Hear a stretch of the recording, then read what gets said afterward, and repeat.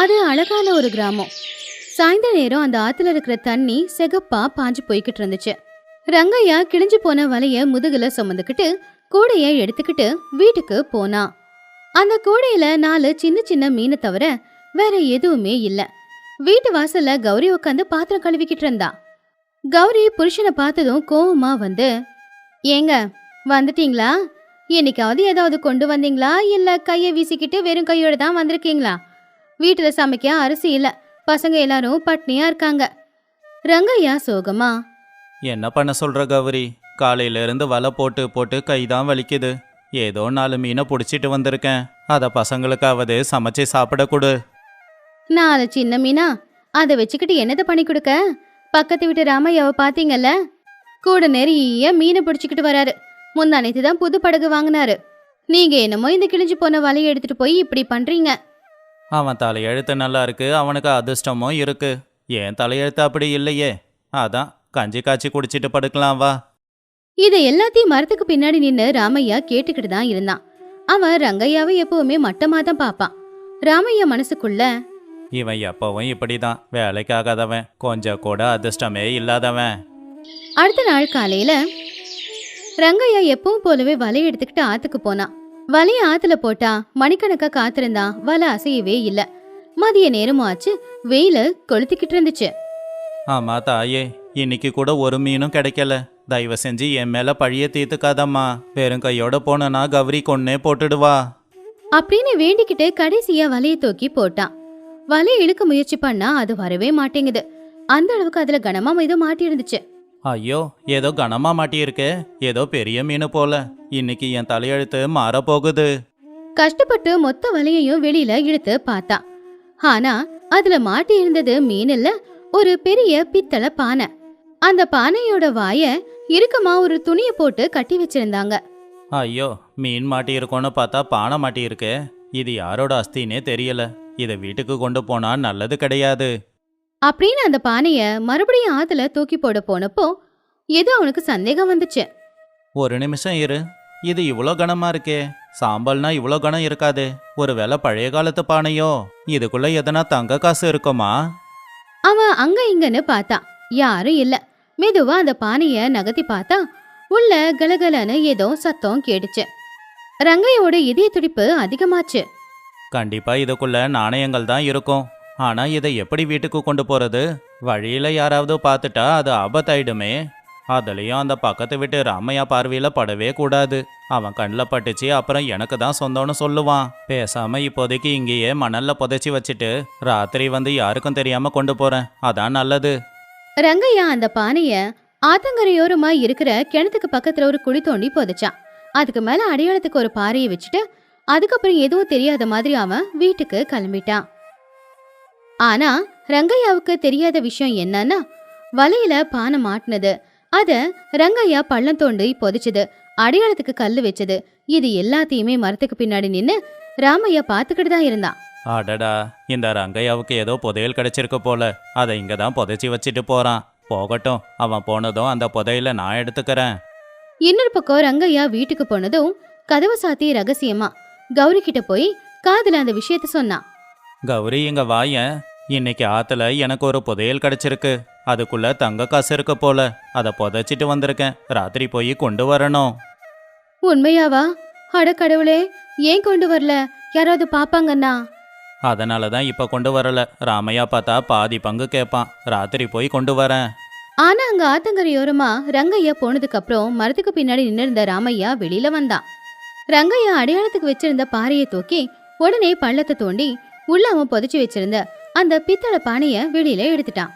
அட, என்ன இது இவ்வளோ கனமா இருக்கு? இதுக்குள்ள நிறைய தங்க காசு இருக்கும் போல. ராமையாவுக்கு அறிவே இல்லை. அதான் இது எனக்கு கிடைச்சிருக்கு. ராமையா அந்த பானையை எடுத்துக்கிட்டு யாருக்கும் தெரியாம திருடித்தனமா அத வீட்டுக்குள்ள கொண்டு வந்து வச்சுட்டான். லக்ஷ்மி, சாமிக்கு விளக்கேத்தி வை, நமக்கு நல்ல நேரம் வந்திருக்கு. என்னங்க, என்ன இது? என்ன பானை? இது அந்த ரங்கையாவுக்கு கிடைச்சது. அவனுக்கு அதிர்ஷ்டம் இல்லாததால எனக்கு வந்துடுச்சு. முதல்ல போய் கடப்பாரிய கொண்டு வா, இதை உடைச்சு பார்க்கணும். லக்ஷ்மி ஆசையா கடப்பாரையை எடுத்துட்டு வந்தா. ராமையா அந்த கடப்பாரை வச்சு அந்த பானையோட மூடியை திறந்தான். மூடியும் திறந்துக்குச்சு. ராமையா ஆசையா என்ன இருக்குன்னு கைவிட்டு பார்க்க போனான். ஆனா அதுக்குள்ள அந்த பானை அசைஞ்சது. புசு புசுன்னு சத்தம் ஏதோ வந்துச்சு. அந்த பானைக்குள்ள இருந்து மெதுவா கருப்பா இருக்கிற கருந்தேளு, பாம்பு எல்லாம் வெளியில வர ஆரம்பிச்சுது. அத பார்த்து ராமையா பயந்தே போயிட்டான். ஐயோ கடவுளே, என்ன இது? தேளு, பாம்பு. ஏங்க, என்னங்க இது? வீடு முழுக்க கருந்தேளு வந்துருச்சுங்க. ராமையா ரொம்பவும் கோவமா, டே ரங்கையா, அப்படின்னா என்ன பார்த்துட்டு தான் இதுல தேளையும் பாம்பையும் போட்டு புதைச்சி வச்சுட்டு போனியா? என்ன பழிவாங்க இப்படி பண்ணிட்டல்ல, உன்னை என்ன பண்றேன்னு பாரு. ஆமாங்க, அவன் பார்க்க அப்பாவியா இருப்பான், ஆனா ரொம்ப கெட்டவன் போல. நம்ம மேல எவ்வளவு பகையோட இருந்திருந்தா அவன் இப்படி தேலை இந்த பானையில போட்டு ஒளிச்சு வச்சிருப்பான். ராமையாவுக்கு ரொம்ப கோவம் வந்துச்சு. அந்த தேள் எல்லாத்தையும் பானையில தூக்கி போட்டு அதை ரங்கையா வீட்டுக்கு மேல கொட்டணும்னு நினைச்சான். அவனும் அவன் பொண்டாட்டியும் இந்த தேள் கடிச்சு சாகணும், அப்பதான் என் கோவம் குறையும். ராமையா ரொம்பவும் கோவமா அந்த தேள் எல்லாத்தையும் பிடிச்சு பானையில போட்டுட்டான். நல்ல வேளையா அந்த தேளால அவங்களுக்கு எந்த ஆபத்தும் வரல. அந்த பானையை எடுத்துக்கிட்டு ராத்திரி இருட்டுல ரங்கையாவோட வீட்டுக்கிட்ட போனான். ரங்கையாவோட வீட்டுல ரங்கையா ரங்கம்மா 2 பேருமே அடுப்பு கிட்ட உட்காந்து பேசிக்கிட்டு இருந்தாங்க. ஏங்க, நல்லா இருட்டாயிடுச்சே, போய் அந்த பானையை கொண்டு வரக்கூடாதா? வேணாம் கௌரி, எனக்கு பயமா இருக்கு, ஏதோ தப்பு நடக்கும்னு தோணுது. சரியா அப்பதான் வீட்டு கூரை மேல யாரோ நடக்கிற மாதிரி சத்தம் அவங்களுக்கு கேட்டுச்சு. ராமையா ரங்கையாவோட வீட்டு கூரை மேல ஏறினான். அந்த காலத்துல வீட்டுல சமைக்கும் போது புகை போறதுக்காக ஒரு கூண்டு வைப்பாங்க. அவன் அந்த கூண்டு கிட்ட போனான். அப்ப ராமையா அவனுடைய மனசுக்குள்ள, டே ரங்கையா, என்னையே கொல்ல பார்த்தல்ல, இப்ப இந்த தேள் கடிச்சு நீ தான் சாக போற. அப்படி அந்த பானைய அந்த கூண்டு வழியா தலைகீழா போட்டு அதுல இருக்கிறது எல்லாத்தையுமே கீழே கொட்டினான்.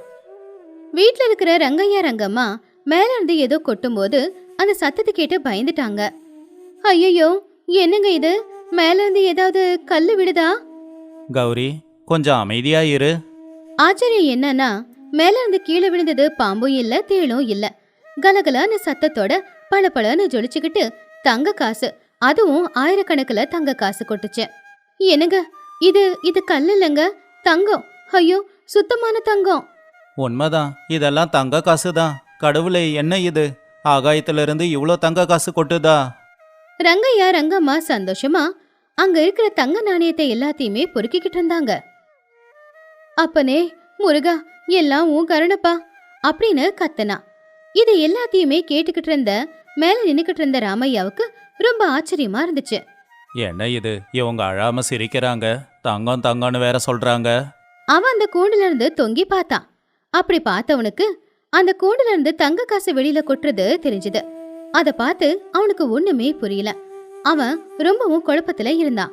ஐயோ ஐயோ, நான் பானையை திறக்கும் போது எல்லாம் பாம்பும் தேளுமா இருந்துச்சு, இப்ப அதெல்லாம் தங்க காசா எப்படி மாறிச்சு? ரங்கையாவுக்கு அதிர்ஷ்டம்தான் போல. ராமையாவுக்கு விஷயம் புரிஞ்சிடுச்சு. அவன் மனசுக்குள்ள பேராசை, பொறாம, கெட்ட எண்ணம், சுயநலம் எல்லாமே இருந்ததுனாலதான் அவனுக்கு தேளும் பாம்பும் வந்துச்சு. ஆனா ரங்கையா மனசளவுல ரொம்பவும் நல்லவன். அதனாலதான் அந்த பானையில இருந்து அவனுக்கு தங்கமா கொட்டுச்சு. நான் என் காலாலேயே என் அதிர்ஷ்டத்தை எட்டி உதைச்சிட்டான் போல. இந்த திருடி கொண்டு வந்ததும் நான் தான், இப்ப திருப்பி கொடுத்ததும் நான் தான். எல்லாம் என் கெட்ட நேரம். ராமையா அவமானப்பட்டு வெக்கப்பட்டு அங்கிருந்து போயிட்டான். அடுத்த நாள் காலையில ஊஜனங்க எல்லாருமே ரங்கையோட வீட்டு வாசல்ல நின்னாங்க. இப்ப ரங்கையா பணக்காரன், ஆனா அந்த திமிரு கொஞ்சம் கூட அவன்கிட்ட இல்ல. ஏங்க, இந்த தங்கம் எப்படி கொட்டுச்சு?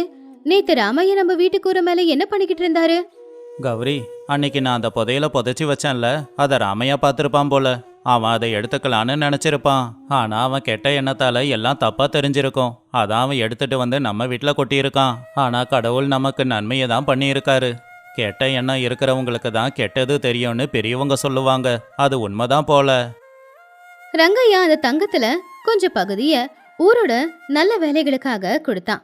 ராமையா மட்டும் அவன் செஞ்ச தப்ப தெரிஞ்சுக்கிட்டு தலை குனிஞ்சி ரங்கையா கிட்ட மன்னிப்பு கேட்கறதுக்காக வந்திருந்தான். ரங்கையா, என்னை மன்னிச்சிடு. என் பேராச குணம்தான் இன்னைக்கு எனக்கு ஒரு பாடத்தை கத்து கொடுத்துருக்கு.